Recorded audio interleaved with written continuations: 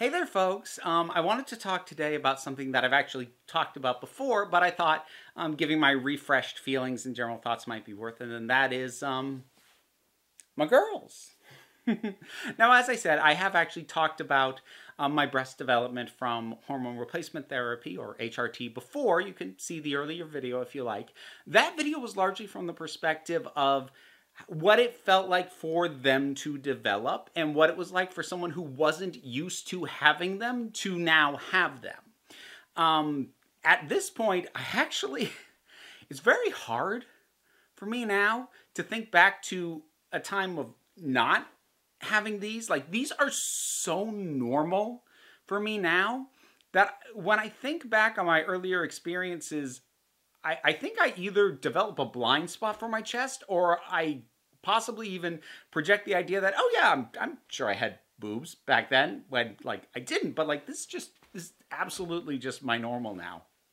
And so between that and now having a better idea than I did in that previous video of how typical my experience was and a couple of specific nuances that I didn't think to address at the time, I thought it was worth doing a follow-up. So the first thing that's probably worth noting is that these are not actually as big as they look. So there's a couple of reasons for that. The primary one is partially a result of the point in my life that I went on HRT. So part of the reason they look as big as they do is because of how far apart they are. So like, YouTube, give me a break. If I pull this down, you'll notice there's only like the tiniest outer edge there and there. This is a pretty sizable amount of space to, they just don't occupy unless I'm wearing a bra that is pushing them together. And I don't wear bras a ton. I wear, sports bras and if I'm trying to get back into running or anything like that. But for the most part, I don't generally. But this is actually fairly typical for people who go on HRT, people who are assigned male at birth, who go on HRT after, especially a significant amount of time after they have had their initial male puberty.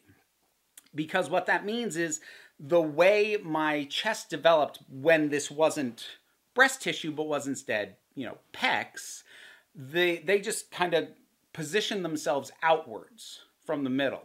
And then to have them develop breast tissue, given that placement that they're in, they tend to be fairly widely parted.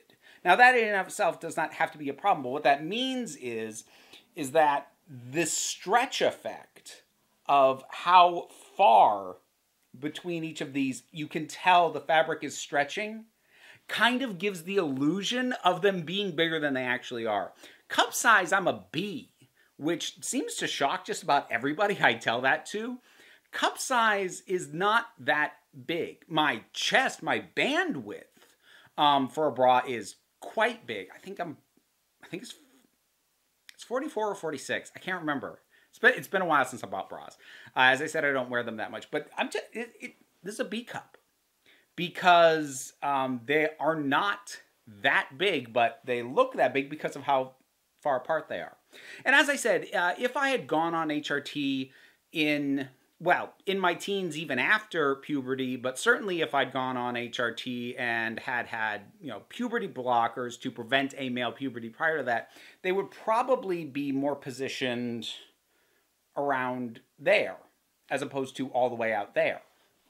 And again, that's just something that's going to happen depending on, frankly, your age. And for me, this isn't an issue, partially because like, the idea of going on puberty blockers I had my puberty in the 90s, and I certainly didn't have a strong enough sense of myself to think that that was something I would ever need.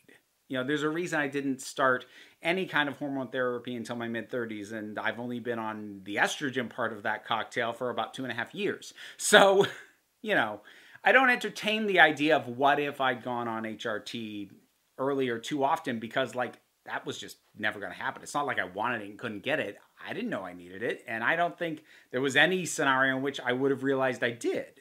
Because again, reminder, while I am trans feminine, I am gender fluid. I am not a trans woman. And so I didn't have that early thing of like, I know I'm a girl. Like, I didn't know. I didn't.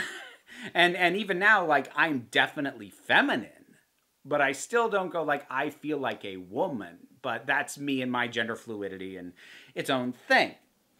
Another thing that I don't think I brought up in the previous one is that my results are, especially for only being on estradiol, are pretty atypical. And atypical in the sense of how much development I got on the hormones that I was on. Because a lot of trans feminine people that I've gotten to know over the last few years, they basically didn't see much notable growth, like, starting to happen, but they didn't see growth like this until they were on either a different cocktail or the adding of specific supplements, such as progesterone. I think it's progesterone. If it was something else, I'll put down there what it was and correct myself. But that is often needed to sort of change up what you are on to get results like this. So it's worth tackling the fact that part of the reason I got these results on the hormone cocktail that I'm on is because of the genetics. And that's something that is actually really worth pointing out. Part of your expectation for what's going to happen to your body when you go on feminizing hormones should be dictated by the body shape and trends of the women in your family. So, in my case, I ended up developing, I think, quite a nice chest, but I never got much in the way of hip growth, which I would have really loved. I would love to have pronounced hips. That never happened. And for some trans women, it does happen. But again, a fairly significant part of that is going to be genetics. The women in my family have a tendency to be heavy-chested and narrow-hipped. So as a result, I had genetics in my favor in terms of developing this, but genetics working against me in terms of the idea of trying to have the fat on my lower body relocate to be more set on the hip. Now, another thing that would have enhanced that more would have been, again, if I'd been on hormones pre my male puberty, because that would have affected the actual initial development of the hip structure. But even if you don't get on hormones so early that happens, it can still, well, it can and it will still redistribute where fat is concentrated on your body. That's what this is. This is a redistribution of fat that I already had. It just wasn't there. It was just kind of more generally distributed across my body, but it's there now. But it didn't end up on my hips. I think my ass has gotten a little bigger. No, actually, I can't say that. My ass has gotten a little bigger, but the hips never happened. But again, that's not in my genetics. I was lucky when it came to the chest and kind of had nothing going for me when it came to the hips. And that's really something to keep in mind, that while there are certainly many, many things about your body that HRT is going to impact, it is going to be impacting it within the framework of your genetics. So, as I said, some trans women end up needing to go on additional or different specific hormone treatments that are still feminizing, but like affect the body in a different way that concentrates some more breast growth. Or some simply opt to get surgical breast enhancements, which, if you are able to afford it, is a perfectly fine option. I have a friend who actually recently did that, and I'm really happy for her because she'd gone for a long time on estradiol, getting almost nothing, switching to another hormone cocktail, getting a little but not much, and then just going, you know what? I know what I want, and I'm not going to get it from the hormones, and I'm really happy for her.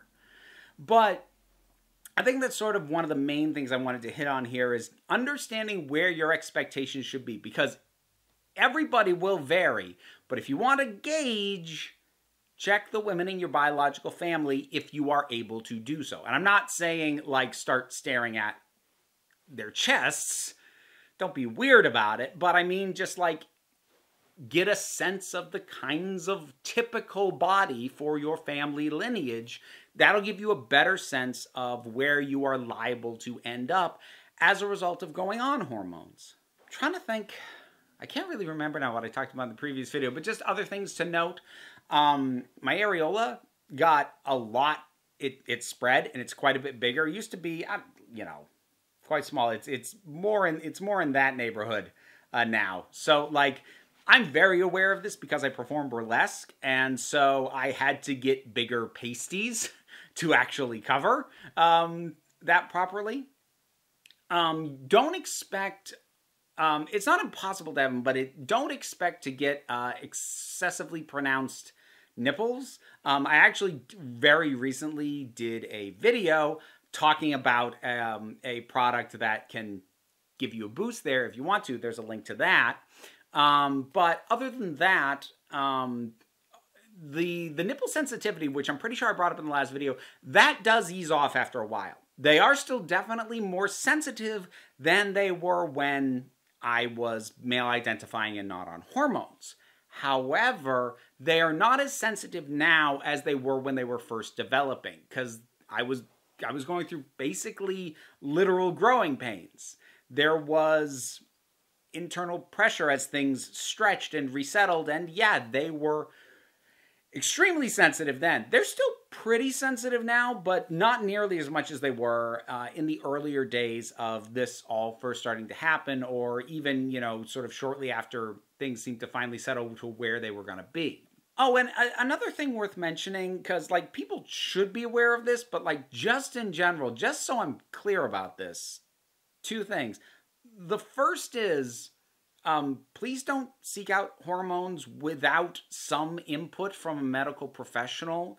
I know there's some areas of the internet right now that are putting a lot of effort into trying to get HRT to people who can't get it. And that in and of itself is a great cause.